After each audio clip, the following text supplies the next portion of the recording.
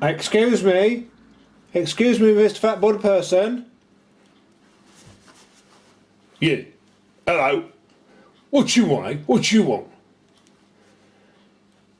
I understand that guy, Buddhist Sympathizer, he's going to talk about the self. He's going to tell us all about the self in this video. Yeah. I saw the title. That sounds really interesting. I can't wait to hear what he's got to say on the subject. Me neither. I'm so excited, I can hardly hold my candle. Yeah, I'm excited too. Yeah. Excuse me, Mr. Buddha? Yeah. Yeah, what you want, mate? What you want? I thought you were meant to be a jolly Chinese person. Yeah, that's right. I am. I'm a jolly Chinese person. Well, why are you talking in that fake London accent, which is rather rough?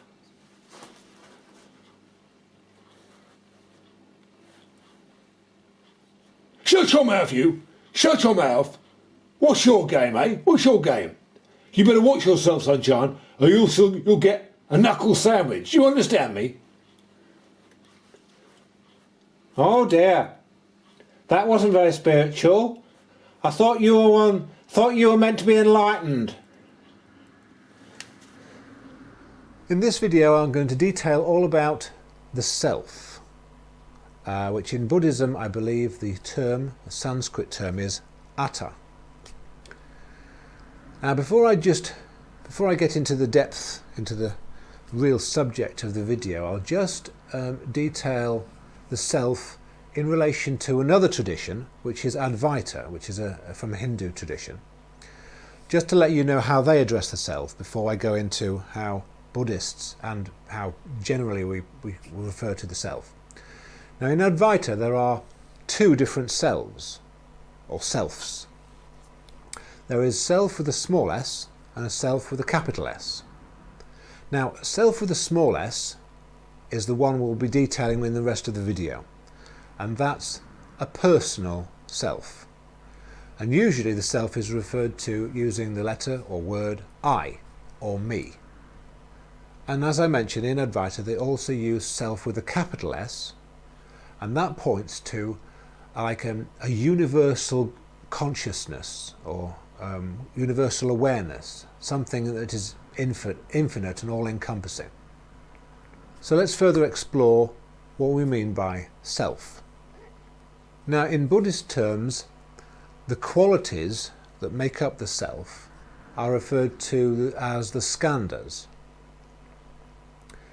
Now I won't be detailing exactly the skandhas here. You can look further into it if you'd like to. But instead, what I'm going to do is use my own personal take on the qualities of the self, which I believe are more suitable for the Western mind, and also more suitable that they can be used for a non-dual realization. Each one of the qualities that I'm going to detail to you now can be looked into as separate facets of the self. So, there's 6 individual categories I'm going to detail. First of all is the senses, then the body and ownership of the body, then mental formations, then control, specifically control of the body, then choice or free will, and finally consciousness or awareness itself. And that specifically is personal consciousness, personal awareness, a separate awareness and consciousness. Okay, so first one of those subjects was the senses. So 5 senses: seeing, hearing, touch, smell and taste. And how they relate to the self is that the self is believed to perform the senses. So from that we get I hear, I see, I touch, I smell, I taste. And the body is believed to be the object that performs the senses. So extending further with that idea, we have I see. This body sees, the eyes and the brain. This body hears, ears. This body tastes, the mouth. This body smells, the nose. This body feels, the skin, the surface of the skin of the body. So from that entire notion we get I am this body. And putting all the senses together, we could say then, I, being this body, experience the outside world. So this body, as a separate object, experiences all the other separate objects in the world. So to extend the description of the body, we also have ownership, and we believe that the body owns itself. It's kind of a weird way of saying it, but from that we get this body, I, have a pair of hands. I have hands. So this body has hands. So I have two eyes. I have two ears. So the body, as an object, owns itself. And then the next subject to examine is mental formations. Now, Buddhism goes into these in much more depth than I will here, but it appears to me that the senses each have a mental formation associated with it. So, for example, in the sense of seeing, in the mental formation we also have imagination, which is like the remembrance or conjuring up a mental image, but without seeing.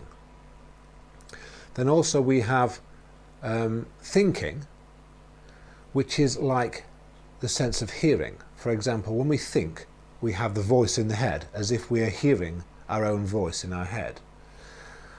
And also we could have the remembrance of sounds as well, the remembrance of songs that we might have heard in the past. And then also we have the remembrance of smells, with the remembrance of tastes, and the remembrance of certain feelings.